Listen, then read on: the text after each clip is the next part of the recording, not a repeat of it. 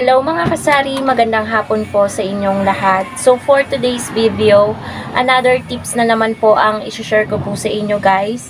Ito, nakakatuwa lang balikan yung mga moments na ganito. Kasi guys, talaga dati, kapag dinadaan-daanan lang ako ng mga customer, napapansin ko pagbalik nila, meron din naman yung nung mga item na binili nila dun sa ibang tindahan. Bakit ka ako hindi sila dito bumibili sa akin, mura din naman yung paninda ko.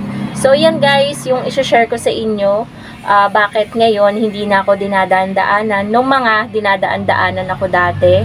Ngayon dito na sila bumibili sa tindahan ko. Ayan. Una guys, number 1 is yung pakikisama. Para sa akin guys, yun yung pakikisama. Kasi kapag one time wala doon sa binibilihan nila, tapos mapapadaan sila sa tindahan mo, i-ano mo lang sila pagbentahan mo lang na maayos, syempre, yung may galang, mabilis, maayos, yung ibinibigay natin na serbisyo sa kanila. Hindi nyo aasahan mga kasari, sa susunod na mga araw, sa inyo na yan bibili. Naranasan ko po yan sa isa kong customer, na halos kapitbahay. Dati talaga hindi ko siya kasundo or talagang tanguan lang ganyan. Ngayon kapag araw-araw na siyang bumibili dito, dun sa dating binibilihan niya, hindi na siya masyadong bumibili doon. Dito na halos lagi. At nakakatuwa naman, 'di ba? Siguro may isa din siyang napansin dito sa tindahan ko kung bakit dito na siya bumibili. Tingin ko is yung mababang presyo. Yun guys, mababang presyo. Hindi ka nadadaan-daanan nila kapag one time nakabili sila sa'yo, tapos napansin nila. Ang mga customer kasi guys, nagko-compare yan ng presyo, hindi nyo lang alam. So, nagko-compare yan kasi lahat naman ng tindahan nabilihan na nila. So, ako naman, 'di ba? Lahat tayo bago tayo magkaroon ng tindahan, naranasan din po natin na maging customer, 'di ba? Bumibili din tayo sa ibang tindahan kapag wala doon sa unang tindahan na pinuntahan natin. So, yung mababang presyo, nakakatuwa talaga yan guys. Nalalaman niya ng mga customer Kunwari, tulad kanina, ayan, example na natin, may laging bumibili sa akin ng swak na Bear brand. Dito siya lagi bumibili dahil daw mura ng 2 piso. So, 13 pesos lang kasi yung bentahan ko guys ng swak na Bear brand. Tapos daw, may sinabi siyang ibang tindahan, di ko nababanggitin dito kasi baka mapanood yung vlog ko. Sabi niya, 15 pesos daw, ang mahal daw. Siya naman din daw ay nakakabili minsan sa palengke. Wala pang 90 pesos ang bili niya, isang habana. Sabi ko, oo nga, yun nga yung presyo nun. Hindi ako nangangamba guys na malaman niya kung magkano yung tinutubo ko. Pero, sakto lang naman kasi yung tinutubo ko sa item na yon sa swak Bear brand. Kaya hindi ako nangangamba na ay ganito pala yung tinutubo niya, kasi sakto lang, hindi overpricing. Kasi dun sa 15 pesos napakalaki na ng tubo mo dun Magkano na ang halos 4 na piso, magli-5 piso na yung patong mo doon sa swak, 'di ba? So wag naman po tayong masyadong ganun magpresyo. Pero hindi din naman po natin pwedeng pakialaman yung pagpepresyo ng iba, 'di ba po? Malay nyo, binili nila yan sa Walter Mart. Talagang mahal nila pepresyuhan. So, bubuksan ko lang mga kasari yung ilaw para medyo lumiwanag yung natin, background, kasi parang ang dilim-dilim ng vlog ko. Wait lang guys. Tingin ko din mga kasari, dati yung mga customer na dinadaan-daanan ako, na ngayon bumibili na dito, ang tingin ko na pangatlong dahilan is yung maraming pagpipilian dito. Alam niyo yun guys, sa mga paninda ko. Kasi, syempre tayo bilang isang tindera, alam natin yung background ng mga kakompetensya natin kung paano sila mamalakad sa kanilang tindahan. And I think yung pinaka-advantage ko is yun nga, maraming choices si customer.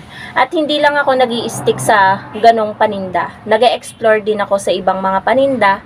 Like, iniisip ko kasi na nagsasawa din yung mga customer at gusto nilang mag-try ng iba. Kaya guys, dumarami yung choices ng mga paninda ko dito. Like sa kape. Yan, may ng cafe mocha na kopi ko, nagtinda na ako. Yung dating wala akong champion na Energen, nagtinda na rin ako. So, may mga bumibili na rin yan. Tapos, marami din akong choices sa sabon, sa powder, sa biscuit, sa chicheria, sa palaman, sa mga juice na tinitimpla. So, yun guys yung isa siguro sa naging lamang natin sa mga kakumpetensya nating tindahan. Kaya siguro pinupuntahan na tayo ng mga customer dati na dinadaan-daanan lang tayo. Meron pa ako guys na idadagdag na tingin ko advantage ko sa mga kakumpetensya kong tindahan, bakit ako hindi na dinadaan-daanan ng mga customer, is yung mabilis akong magbenta. Kasi guys, pansin ko sa mga kakumpetensya kong tindahan, medyo mabagal silang magbenta. Syempre minsan bumibili din ako sa mga tindahan nila. Alam ko yung galawan nila. Dun sa isang tindahan, oo, maraming nagtitinda, pero ang bagal pa rin ng kilos nila. Alam niyo yung tatlo, dalawa na yung nagtitinda, pero ang mabagal pa rin. Doon naman sa kapilang tindahan, kapag ako ay bibili, kunwari nagmamadali ako, walang bantay. Kailangan na mahahanapin mo pa yung tindera. At yun guys, yun lamang ko sa kanila, dahil ako, hindi ako umaalis dito sa loob ng tindahan. Hindi ako para tawagin ng mga customer, hindi sila magpapaulit-ulit na pabili po, kasi always akong nandito. Kung aalis man ako saglit lang, may kukunin lang ako sa loob, or kaya nagpapainit lang ako ng mainit na tubig para pangkape ko, or nagsi-CR. Yun lang. Pero, minimake sure ko kapag ako ay nagsi-CR, merong magsa-substitute sa akin dito kahit saglit lang ako aalis. So, ayun po mga kasari. Wait lang po at meron lamang bibili. Ayun po mga kasari, let's continue. Ayaw kasi sa lahat ng mga customer is yung tawag sila ng tawag, yung paghihintayin sila. Kasi alam nyo naman, di ba mga kasari, minsan nga tayo nandiyan na. Yung iba hindi pa magkanda at gusto uunahin sila. Talagang nagmamadali yung ibang customer kasi hindi lahat guys maintindihan, 'di ba? Hindi lahat ay makakapaghintay sa iyo. Kaya tingin ko guys, yun din yung naging advantage ko. Bakit dito na bumibili yung mga customer na dating dinadaan-daanan lang ako, kasi nga mabilis akong magbenta sa kanila. As in guys, yung mabilis na pulido, yung hindi nagkakamali sa pagsusukli, ganun. So, kapag din guys, may tips ako sa inyo, kapag kayo ay nagsusukli, huwag kayong magpapadala sa kwento-kwento nung nabili sa inyo, kasi minsan sinasadya nila yon para magkamali kayo sa pagsusukli. So, ayun. Ano pa bang idadagdag ko dun guys? Yun lang naman kasi guys, yung sa pricing, tamang pakikisama, yung wag kang aalis sa loob ng tindahan mo. Wait lang guys, may nagpaandar lang ng motor dito. Ewan ko kung aalis na or talagang sinasadyang mag-ingay. Wait lang guys. Ayan mga kasari, pagpatuloy na natin yung ating pagbablog kahit medyo maingay itong tricycle na binuksan, kasi parang hindi pa naman aalis, parang pinapainit. So hindi ako para maghintay na patayin niya yan, baka mamaya niya pa yan patayin. So, ayun, wag kayong mangangamba na bakit kayo dinadaan-daanan lang. Kasi ganun talaga guys, hindi lahat ng customer sa'yo bibili. Kasi yung iba, marahil customer na talaga nila or suki na nila.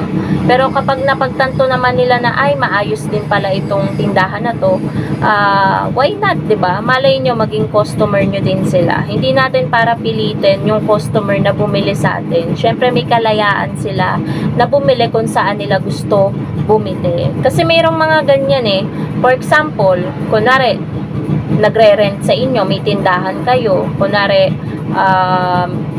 meron kayong apartment, tapos may tindahan kayo, nakita nyo yung nagre-rent sa inyo, sa iba bumibili, sasawayin nyo, ba't doon ka bumibili, may tindahan naman kami. So wag ganon, wag nating pilitin yung mga customer na bumili sa atin, kasi may kanya-kanya tayong kalayaan kung saan natin gustong bumili. So yun lang mga kasari ang masishare ko sa inyo.